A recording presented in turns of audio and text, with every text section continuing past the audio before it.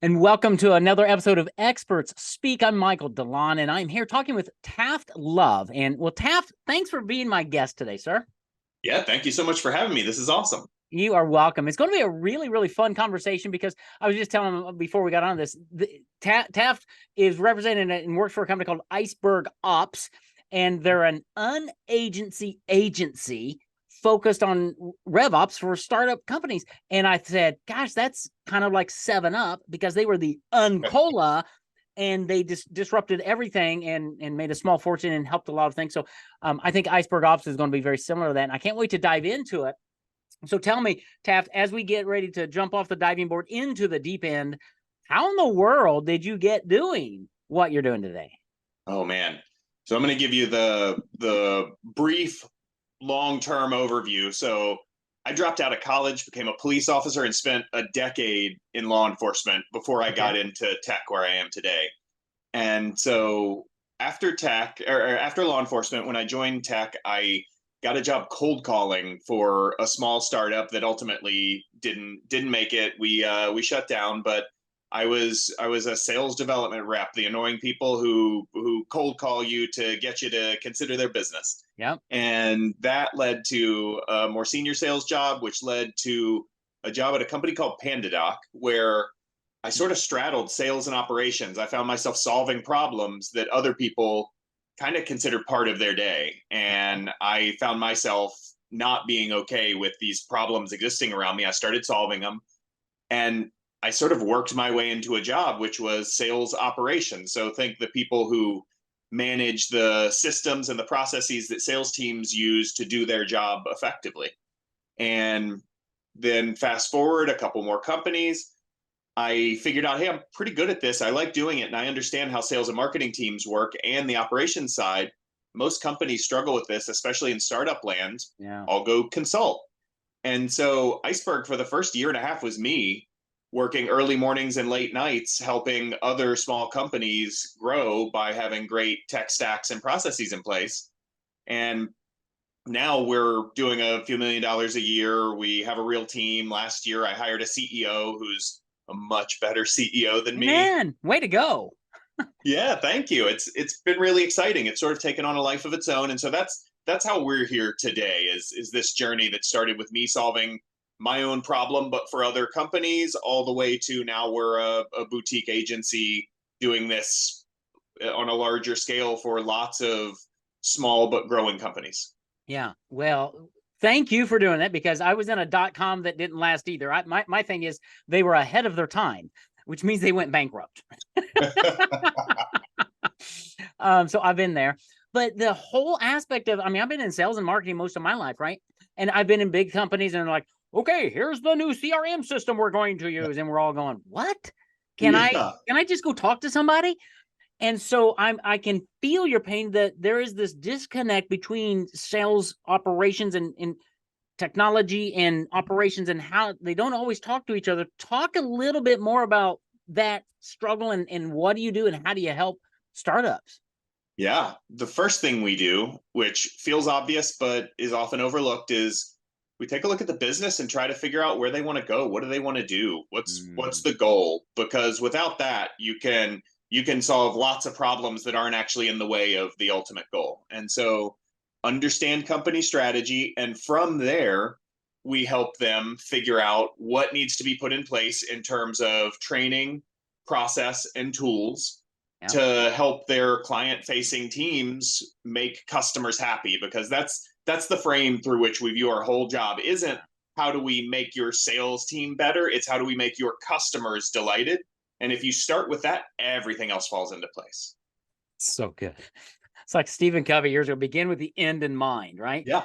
And so many times that's not the MO of anything. It's like, here's the system, it's going to be more efficient, and nobody uses it. Yeah. And then That's we exactly end up right. reinvesting in it again and again, right? But keeping that customer satisfaction aspect so good, that's amazing. And starting again with the end in mind. What are you trying to make his sense? And you said something that I want to go back. Making sure we're not solving problems that don't need solved, or you said something like that as you're looking at the business. Unpack that, because I assume, I mean, you're working with startups. I assume you're working with a lot of entrepreneurs who are like vision, Yeah. and that's me. And I don't want to deal with all the stuff you deal with. So talk about the struggles there of why a visionary really needs somebody like you to come along and work with them. Yeah, and to be honest, I am that person who needs someone, our CEO, to help me pick up the pieces as I'm moving toward this vision. So I Yeah. struggle with the details, and so All right. I would hire us if I could. That's great. Um, yeah. So what we do that most companies miss Okay. is two things. One is we do things in the right order: strategy, people, tools. Yeah. Most companies start with tools and figure out the rest. And when you start with a tool, you're often a solution in search of a problem, or you choose the solution before you very clearly define the problem. And half of strategy is just defining the problem, defining what do we want to do. Yeah. And in today's tech forward world, there are a lot of non-tech businesses that get into the same issues that tech businesses do, which is shiny new object, cool tool built for our industry, let's use it. Yes. Before we decide, like, what are we solving for? What are the gaps that we have today between where we are and our vision? And so that's one, just not putting the cart in front of the horse. And that discipline is something we bring to the table because it Uh-huh. is counterintuitive. Yeah. Most people want to go get the cool tool that claims to solve a problem without thinking about the problem they're solving. And Amen. Like, do you have a CRM? I need a CRM. Let's get a CRM. Okay, thanks. I yeah, got a CRM. And they're like, that didn't fix it. Because yeah, that's exactly they miss right. the strategy aspect. It's like you may not need a CRM, or you may not need Salesforce, or I run on Infusionsoft, right? Yeah. Um, you may or may not need that. You might need something totally different, but it depends on what are you trying to do. And now the people component of, do you have the right people? Um, Talk a little bit about how you help companies, startups understand the people component as well, or is that the next step in what you do? Yeah, it is the next step in what we do. And so we're not a recruiting agency. We don't go find you the right people, but the part of what we do that helps with people is defining what people should be doing en route to that strategy. So what are the processes? What are the workflows? What are people doing down to the minutia? Like, where do you click in a system to affect this action or change that we want to see done? And once you have defined that, then you can plug in tools. Then you can hand them the tools. But you have to decide what the people are doing first, aligned with the strategy you've agreed on as a company. I love that. So you've not been around me very much, but my audience sure has, and they understand that I preach systems all the time. It's in our world. After you've got the strategy, it's systems, people, resources. And what you're talking about are processes, workflow systems, getting those down and saying, what should our people be doing to get us where we're going? Now, what are the tools that are available? What's the palette of options that I have?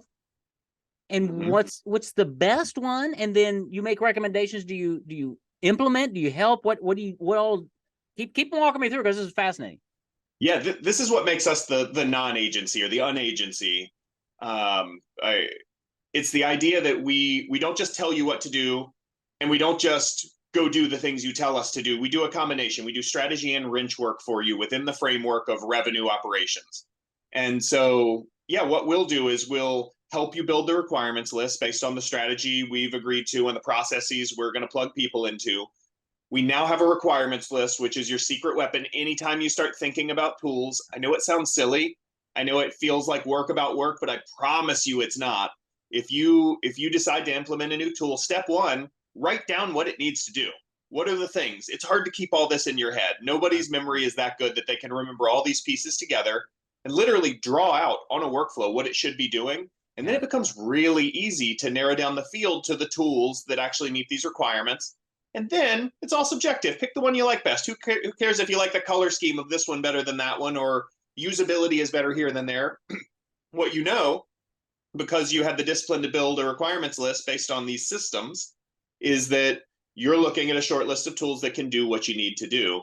Yeah. And then where we come in is we make sure that short list is accurate. We build it for you most of the time, make sure you're making a good choice. and then we actually implement it. We build training materials, we train your team. And for most companies, we do 3-month contracts. That's it. And then we go month to month after. You can fire us anytime. And companies generally stay with us more than a year, sometimes up to 3 and 4 years, because they just have us continually manage all of these systems that need to talk to each other and work together to support these systems. Yeah, 100%. I love that model. 3 months agreement to get. I mean, you got to have that much just a runway just to get things going. Sure. I also love on your website this phrase. It says, goodbye, quote, build as you fly.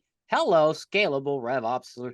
Talk about that, because I can only imagine. I remember the startup I was a part of. I didn't own or anything. I was just an employee, but watching them try, I mean, they were flying so fast and trying to pull all these pieces together. And it was chaos. No wonder they didn't make it. But talk about the build as you fly. Is that just a typical mentality of, oh, I've got a great idea, I got to go sell it. Oh my goodness, I got a client. Oh, is that what happens? Or I think in a lot of startups, especially, and again, most people think tech companies when they hear startups, but it doesn't have to be tech. Any company that is graduating from founder selling and growing and stepping on the gas in terms of revenue growth, a few things tend to happen. First is, and two things specifically. First is you start moving faster to keep up with the goals that you've set for yourself. And if you have funding, then your board that's requiring certain growth of you, you start to move faster, and time becomes more expensive than money to a lot of these companies. And the second is, because most companies underinvest in operations, they start crowdsourcing operations. And so the more people who own operations, more ownership means less responsibility, less accountability.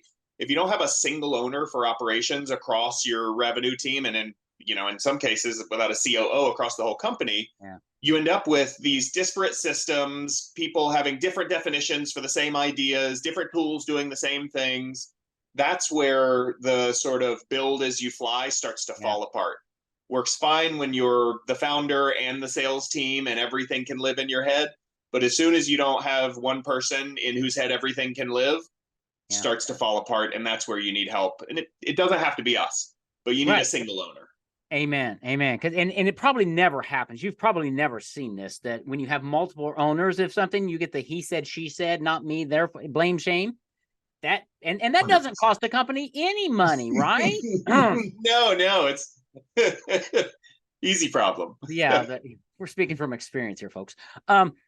It is having a single owner. And when I was on your website, I watched a video of one of your clients and things, and they were talking about, they could have just hired somebody. But and that works. But sometimes when you hire somebody, they don't have the breadth of knowledge, they don't have the skill set, they don't have. Talk a little bit about that, of how you can come in and probably for the same cost, I would guess, or the investment, you're bringing so much more to the table. Yeah, we modeled our business around the idea that for the cost of one hire, you get a team. And when you're small, you don't need 5 people's full time. You really need 20% of 5 different skill sets to fill your bucket in terms of all the things you need built. And so a lot of companies will hire that individual. Every once in a while, they'll get it right. You'll get that unicorn who understands strategy and implementation and management. But for most growing companies, you don't have the budget to go hire that 200-300K unicorn to build everything for you. And so the way I explain to potential customers when they're thinking about this choice is, would you hire a plumber to design and build your house? Because that's what you're doing. This person is an expert. A plumber is absolutely an expert. But do they have the sufficient expertise spread across all of the process of designing and building a house to do it right? Probably not. There are probably a few plumbers out there that do have that depth of experience, but are you going to find them, and are you going to afford them and hire them? Probably not. Right. Whereas when they're coming to you, they're able to hire you. I love the short-term aspect of it, because it's almost a try us, right? But it's not even that. It's and this is where it gets into hiring people. I think hiring people for small businesses, for startups, is scary, because we look at it and go, well, that's a 6-figure. I can't afford that. And the reality is, you need to look at it in 30, 60, 90-day periods. But to say it is, dare I say, less risky to hire your company, Iceberg, to come in than it is to hire somebody, because you don't know if they're going to fit the culture. You're not going to, and you're moving somebody's family and all of that, right? Whereas you guys have done this for a while. You've got a lay of the land. Is that a fair thing to say? Yeah, and I want to call out the other side of this is there is a stage at which we're not the right choice. We are the right choice for a certain type of company, but if you're in that zone that you've graduated from founder selling, your revenue isn't sufficient to hire a qualified, keyword, qualified in-house operations program, then yeah, we are less risky. We're easy to hire, we're easy to fire, we're easy to scale up. It's on us to pull in additional skill sets as needed, not on you. And so there's a lot of risk mitigation that goes into that. And we have a whole team of people who are every bit as good as anybody you're going to find out there with your network if you're not an operations guru. Yeah, that's cool. And so as you work with a startup, let's say, and they've worked with you now, let's say a year and a half, I don't know, and Sure. they're starting to outgrow you, right? Do you have opportunities? How do they find other people? Do you have a network of people, or what's that next step for a growing company? Because some of them grow fairly rapidly. How Yeah, does that we bill ourselves as a bridge. Our goal Okay. is not to be your forever solution. So we have a strong network. We help you find and hire the right person. So while we're not a recruiting agency, we don't charge for that. It's just part of what we do because we take the long-term view. We think in decades, not months. So sure, we hate that some customers graduate us. We would love to have the revenue forever, but we know that for us to grow as an organization and to spread more, we need to leave customers really, really happy. And the way to do that is smooth transition once they've gotten to the place where they're too large for us to properly support them. Yeah. And there are companies that are too large for us, absolutely. So we help them with that transition. That's awesome. That is so good. I love the we think in decades, not months. Wow. I keep telling people I've got a 200-year vision for our company. And people go, what? It's like, yeah, this thing has to outlast me, right? This is our family business. So I Yeah. love, you're the first person who said it quite that way. So I really like that. Awesome. Thank you. Let's talk about ideal prospects. Okay. Who Yeah. is an ideal company out there? And yes, you're right. Most of the time we think tech. Open up some Mhm. other categories of companies that might be struggling with this to go, yeah, I'm not a tech guy. I'm not even going to listen, blah, blah, Charlie Brown's teacher. No. Unpack for us what kinds of companies would be a good fit for you. Great question. So here are a few attributes of companies who should sort of consider themselves potentially a good match for us, a good partner with us. Um, you are no longer founder selling. You have a dedicated team devoted to growing revenue. If you're just a founder, we're way too expensive to come manage one or two systems for you. You need help with your systems, meaning technology, process, sales training. That's another piece we've added on as our business is growing. You need help somewhere in there, and not necessarily that you can't do it on your own, but it is not the highest and best use of your time anymore for you to be training your sales team every day, building the process, teaching marketing how to use the technology you've set up for them. And then the last piece is you're growing or plan to grow. People who are sort of happy with whatever plateau they're on, which there are a lot of great cash flowing lifestyle businesses, and no judgment here. I'd love to own one. That's right. But if you're that, we're probably not the right fit for you. You need to be willing to invest in getting to the next level, technologically, systems and process and people wise. And if that's you, then we're who you should call until you get to a place where you have the willingness and ability to spend at a minimum 300,000 a year bringing in-house a qualified ops team. Once you can do that, you should keep that knowledge and expertise in-house and skip us. Yeah. That's a good way, a good litmus test there to go, where are you in that aspect? And to realize, yeah, you're there, you're short timers, right? On purpose. We're Yes. here. And I love you said, and I think it's on your website too, you got a picture of a bridge. Yes. And that's really a great picture to go, you can go from startup to full functioning, but you need, there are a lot of pieces and parts that really need to be in place And instead of piecemealing it together or coming into a meeting, heaven forbid, and having your sales guy and your operations guy and your marketing guy go, y'all just figure that out, okay? No. Yeah. Not that that's ever happened. Because now we're all desperate and we don't know what to do, right? Whereas Taft and his company can come in and talk with you, first of all, and say, what are you trying to make happen? Where are you? Okay, do you have the right people? And what should those people be doing in these certain roles? And I would assume there's some conversations about, you know what, you need to move some people or you're missing somebody. Does that happen? Yeah, 100%. We'll take a look often. Let's, as an example, a sales team, and we'll often say, hey, you've got a setup here that doesn't make sense given the goals you told me. You want salespeople focused exclusively on closing big deals, yet you also have them responding to phone calls and doing prospecting for their next deal.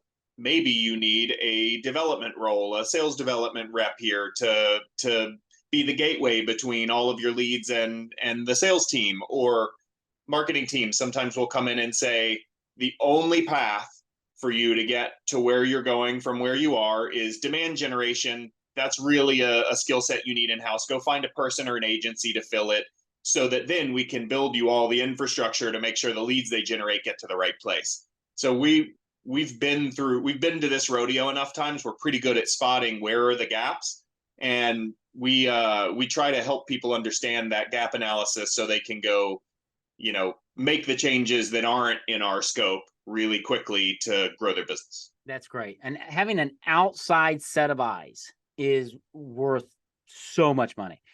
And I love that the fact that you can identify it and then say, you need to go figure that out. You may have some references, but that's not our gig. Our gig is here. And I like that because that's an agency model, right?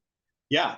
Focus is choosing what not to focus on. And we're pretty clear on what we don't focus on. And that's what makes us really good at what we do focus on. All right. I have not found somebody, Taft, that has as many one-liners as you do for a long time. I love the focus is choosing what not to focus on. That's great. That is great. I can see the wall plaque now, dude. But that's so good because so many times we get diverted. And as we're growing, sometimes we just slap a Band-Aid on something and say, well, it'll work for a few months and we'll do something else. And that's usually the worst thing you can ever do. It's much better to bring in an expert, to have the conversation with Taft and his team and go, here's what we're trying to do. And I bet because of your experience, it doesn't take weeks to figure this thing out. You could probably in one phone call or two have a good diagnosis of a company and go, okay, yeah, no, we're going. Is that about how does it work? Give us just a real snapshot of kind of if somebody's struggling and they reach out, what's going to happen? I tell you what, it's funny you asked this because a month or two ago we put together this new program where you can come on our website, you can book some of my time free. There's no obligation to buy us. Our hope is, of course, that I'll impress you and you'll want to pay us, but it's totally free. You get an hour of my time and we sit down and we talk about your business, and your homework is to show up with something to talk about, a thing you want to work through that you need some help with. And we talk to you about it and we give you some guidance, and then you go on your way. And even if you never work with us, it's fine. Go implement the thing we've decided is the right move for you next. And so that's how the process starts. If you show up to that, statistically, there's a really good chance you're going to come back and sign a contract and work with us. And so that's why we've set this thing up selfishly, but that's how it gets started. Like, come get free value from us and see what we're all about. I think that's great. Yeah. Another test drive, right? It's like, do you like 7-Up? I don't know. Well, here, have one. Yeah. My wife takes me to Costco sometimes on Saturdays and have all the food testing things, and they give you free food as you walk around the store. Why do they do that? Because they know they're going to. But that's a great model because A, you're going to get to know who Taft is, but you're going to experience the breadth of knowledge and the heart behind the company. And it's so very important because so many times people are just buying solutions. But it sounds to me like, Taft, what you've built is a company that really has a good heart behind it, that you want to help people grow, and you know your lane. We're here for a short period of time. Yeah. And you're going to hear the word no, and challenges from us, which is another thing. You mentioned this before, focused and people who try to do everything. Yeah. We're different than a lot of agencies and a lot of people you'll talk to, because we will absolutely tell you no and challenge you. And if you don't get those from someone, they're probably not going to actually help you grow. Yeah, absolutely. Wow. Taft, this has been amazing. Thank you. I've got a bunch of other questions that we'll save for another time, or I'll just book a call with you. I don't know. We'll just talk about some. But all right. So where do people find you if they're sitting here going, yeah, this sounds really cool. I'd like to book some time with Taft. Where would they go? Yeah, it's really easy. Go to Iceberg, ICEBERG, ops.com. Iceberg Ops. If you can't remember that, my name's really easy. Taft Love. Look me up on LinkedIn. I'll chat with you. Send me a message. Happy to talk. Just mention Expert Speak so I know where you came from.